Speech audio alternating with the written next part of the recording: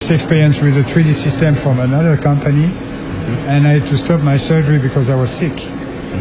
So that's the first time in my life that I had to stop one surgical procedure because of sickness, and it was because of 3D system.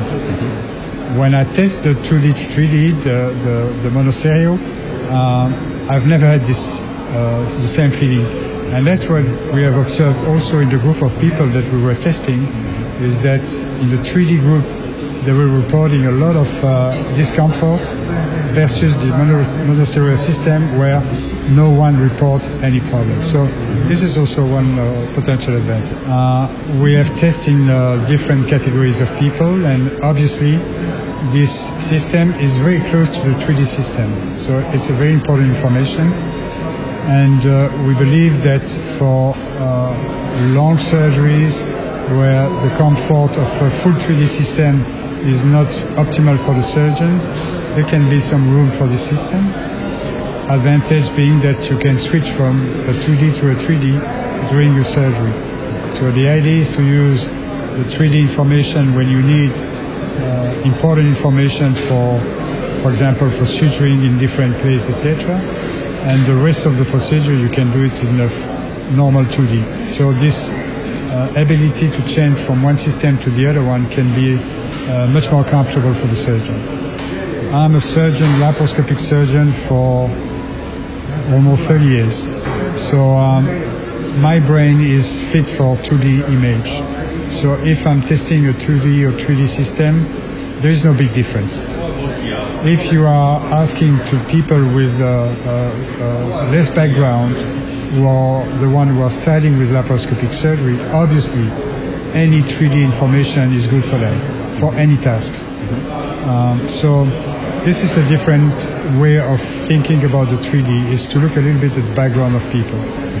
Personally, with my background, I may consider that for some very precise suturing in different positions, this 3D system can help me to do it properly.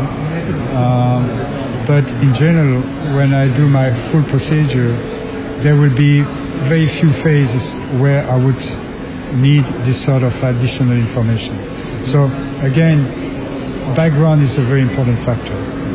Young novice or people who are studying with laparoscopy will obviously benefit from this technology.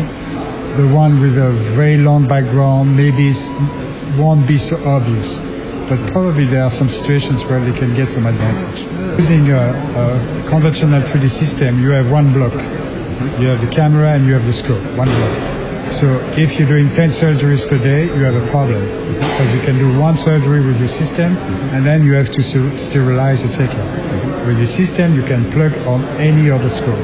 So using a 10, or 8, a 5, a 3, you can plug the system, and you can plug several systems successively, which is one of this advantage.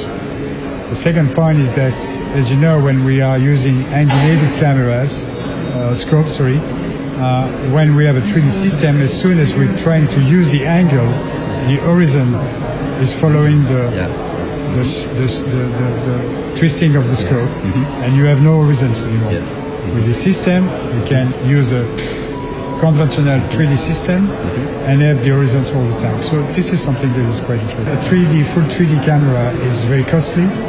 If you can use it 2 times per day because you need to wash it and sterilize, and there's no clear advantage.